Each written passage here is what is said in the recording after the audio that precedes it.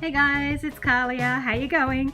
I'm here finally to show you a flip through of my sketchbook after Inktober of 2018. I know I've been promising this for a while, but there's been a few delays. So let's finally get into it. To start off with, I printed off a list of the official prompts of 2018. These were set by Jake Parker, who was the artist that started Inktober however many years ago. This is actually my second year of doing Inktober. I really enjoyed doing it last year and was very excited to do it again this year. But I did actually have a trip to Japan, which was about halfway through October, and I was hoping to continue doing it through my trip, but it didn't work out that way.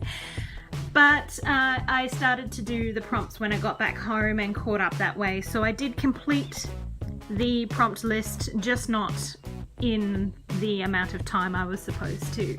Hopefully next year I'll do a lot better. So let's go on to the first, which was poisonous. So with these prompts I tried to limit my use of color palette. So I stuck to the Liquitex inks in the muted tone. So there was a muted green, muted pink, muted violet, muted grey and a muted turquoise. And they were sort of my base, and then I used a couple of my other Liquitex inks, obviously the black and a few others here and there when I wanted to, but I wanted to sort of have this cohesive feel, and rather than focusing on putting too much thought into the idea of it, I really wanted it to be about the colors and simplistic and really using the products and discovering them and trying to find new ways of creating my art. So that was poisonous. Number 2 was Tranquil. So again, keeping it really simplistic. This sort of, I know that this one's a little bit dark. A few of them are a bit dark. Being October, I tend to get Halloweeny and my thoughts tend to go in that direction. This one, I just wanted it, even though it is a bit dark and depressing, there is a tranquility, there's a peacefulness to it, and I really liked the idea and really loved the colours as well. I thought they came out really well. Here we have, this was number 3, which was roasted. I didn't really have many ideas for this one, so I'm not exactly happy with what I ended up with. Over here we actually have number 6. Now from here on I don't always do them in order. I went through doing 1 to a page like I did at the start here, so 1, 2, 3, and then realized it was going to use up almost all of my book. So I decided to go back and use the other side of the page. So from here on out they are out of order, but we'll go through them all anyway. So this was number 6, which was drooling, and I decided to do this fantastic hellhound sort of idea. Really like the way he turned out. He's a little bit messed up now because of transfer. Some of the ink from this one actually rubbed off onto this page, but apart from that, when I first did him, he looked really good, and I'm still pretty proud of him. So next, this was number 4, which was Spell. So again, really simple idea, just a gorgeous witch. I really wanted to use these 2 colors as like a tonal ombre effect in her hair, so that was sort of the main idea, or the main thing I wanted to do for this one. So that's the muted green and the muted violet, and I thought they looked really pretty together. Again, over here, just keeping it really simple, just wanted to do, the prompt was star, and I decided to just do beautiful galaxy because I love the way the inks interact with each other, the colors and the way they spread out like this, so I decided to just do a page of that and draw some beautiful stars on there.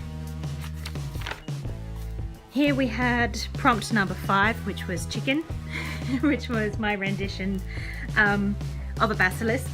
I know they don't normally look like this. I actually got the idea from years ago in high school. Our teacher read out the description of a basilisk without actually showing us what it looked like, and then she said, now draw what you think it looks like, and mine looked like something like this. So that's always been what I think a basilisk looks like. But apparently he's just a big boring snake, but each to their own. Prompt number 7 over here was exhausted, so I did a little snail who's traveled so far yet so little, as they do, and so he's a bit exhausted. This was prompt 11, so we've jumped a few forward now, but I just put them in where they fit. Again, I was watching The Handmaid's Tale and started reading it as well, so that was sort of in my head, and I thought the idea went really well with the prompt word of cruel. I thought they went together, and I really loved the idea of this being really monochromatic and then just the bright red. Really liked that. Number 12 was a whale, and this actually ended up being one of my favorites. I didn't overthink it, I just wanted to draw a whale, and I wanted to use the three main colors, the muted violet, muted turquoise, and the muted green, and just watch them interact with each other. And I just love the colors in this one. That was my main focus, and I love the way it turned out. I loved it so much. I actually drew it, I didn't draw anything on either side of the other pages because I just wanted it to be pure and beautiful, and I'm really happy with him. Next was guarded, so I did a guarded heart, so a little bit spiritual there, I guess. So a dragon is guarding the heart, and it's surrounded by some thorns and on a big tower. 14 was clock, so that's pretty self-explanatory. I tried to sort of mix the idea of a clock and the sands of time, sort of it being, rather than doing one of the little time turner things, sort of mixing them together. So the idea is there, but it's not exactly the same. Precious. I did the precious ring.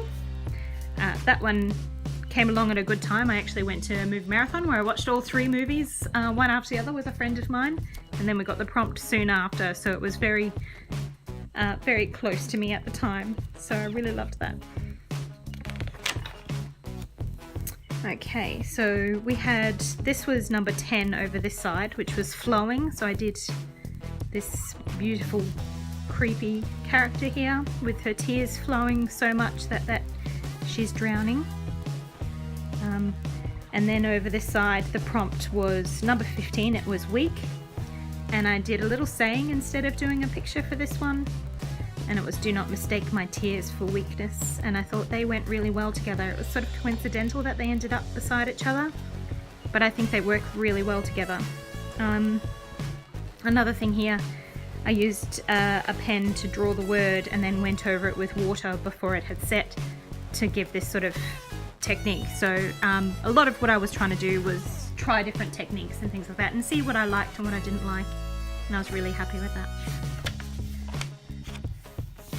Number 16 was angular, so I decided to do this creepy angular tree, sort of inspired Nightmare Before Christmas, that kind of a feel.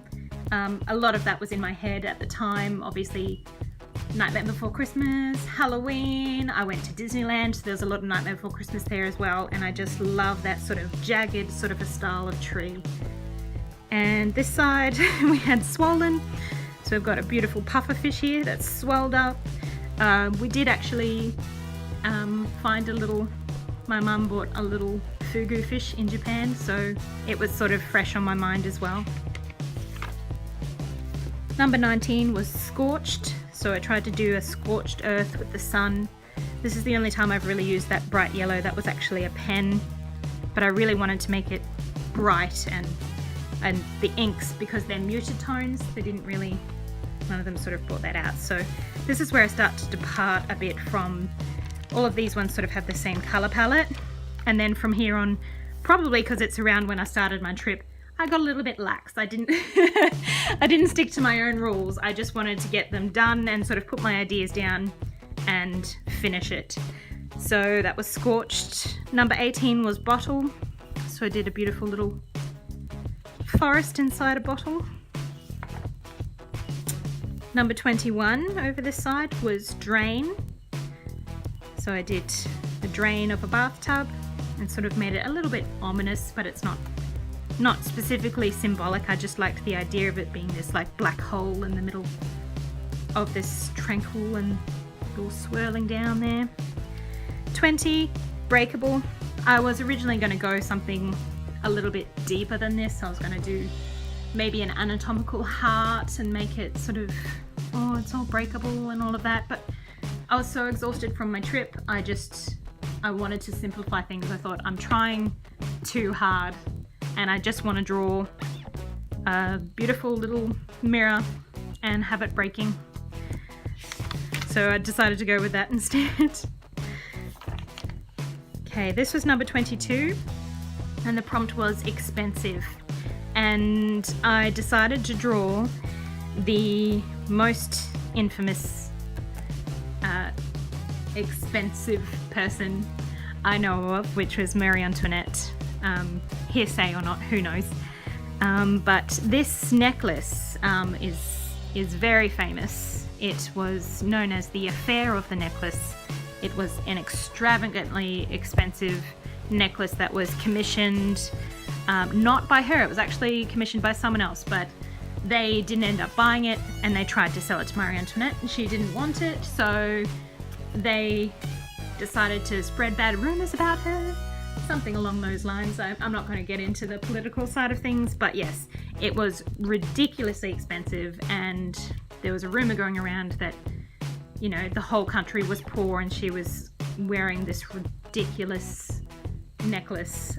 So I decided to draw that. I thought that was quite a beautiful thing as well. Number 23 was Muddy, and I love this guy. I think he ended up being one of my favorites, even though I wasn't quite sure what to do with this initially. But yeah, he was sort of inspired by the Golem, not Golem, Golem, Golem. That's a mythical creature made out of clay and who becomes sentient. So he's not exactly a golem, he wasn't molded, but it's almost like he's been created out of this mud from this swamp and he's become alive and he's got little sticks and he's covered in moss and muck, but I think he is beautiful. And I decided to give him some bling as well. I put some bronze paint on there too, you can sort of see it shining, just because I think he's amazing. And very, very different, those two. So over here, number 24 was, the prompt word was chop. So I decided to do an axe that's chopped down this beautiful tree in the middle of a forest. I was originally going to go with something a little bit more gore inspired because it was, you know, Inktober and Halloween and all of that, but just really wanted to draw a tree and I really like the way it turned out, and I love my little glowing mushrooms as well. I think they're really beautiful. And over this side, number 25 was Prickly. So again, I just wanted to draw some cactus and some succulents all together and using those colors and really mixing them together, and I think they look beautiful together. I really, at this point, rather than overthinking things, again, I was just trying to draw things that I don't normally draw. I usually draw women, or cats, and you will see cats further on, but I just wanted to draw scenery and I wanted to draw plants, and I really want to focus on the things that I'm not used to drawing and really get them in my repertoire and enjoy drawing them. So I think that was important for me to do. Oh, speaking of cats, there it is. So number 26 was Stretch, and I decided to do this stretching cat, and really wanted to play around with the inks and how they spread out and move around. And I had seen an artist that does these beautiful cat portraits, and they're just splotches of paint. I think they're either watercolor or they're inks, and it's just the way the ink spreads out takes on the form of these fluffy cats. And so that was sort of inspiration for the tone of this one. It's not nowhere near what those ones actually look like. They are stunning, but I love the technique of it. The inks that I'm using create the form rather than me outlining the cat and showing you what it was. So that was a lovely little experiment and I liked it. Okay, number 28 was Gift. So I decided to draw the last gift that I received, which was, yeah, you can probably tell. It was the bottom half of a mouse from my darling cat Prince. There he is, looking very proud of himself. And even though it's horrible and gory, so that sort of fit in with Halloween, I know he meant well, and I think he was proud of himself. So I should be proud of him too. Oh, gotta love him. And number 27 was thunder. I decided I didn't want to draw lightning because it was very specifically thunder and not lightning. And so I wanted to sort of depict what that meant to me. It's hard to draw that because it's a sound. Thunder is a sound. It's not a visual thing. But when I think of thunder, I think when I hear it, I think of those clouds starting to gather and the beginning of a storm. So that's what you hear first. You see the clouds forming and becoming more ominous, and then you start to hear the rumbles as it sort of comes in closer. So that's what I tried to depict there. Very simple, and I just sort of went over it in layers until it got dark enough where I wanted it, but I really liked it. Number 29 was double.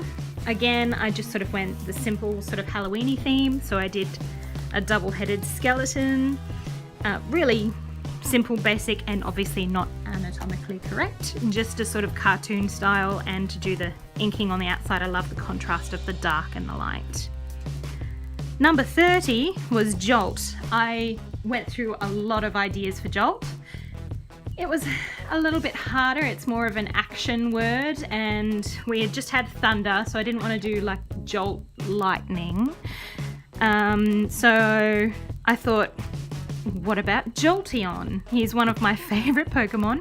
I'd just been to the Pokemon Center in Japan, so I thought it's sort of inspired by my life experiences and things like that. So I thought, let's just do it. It might be a little bit of a cop-out, but he's beautiful and I really like him. And finally we have 31, which was Slice.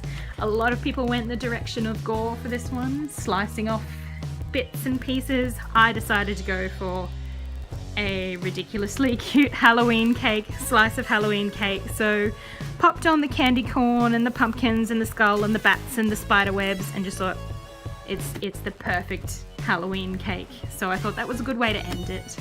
So that's the end of my Inktober. Hope you enjoyed it, and I guess we'll see you next year. Thanks guys.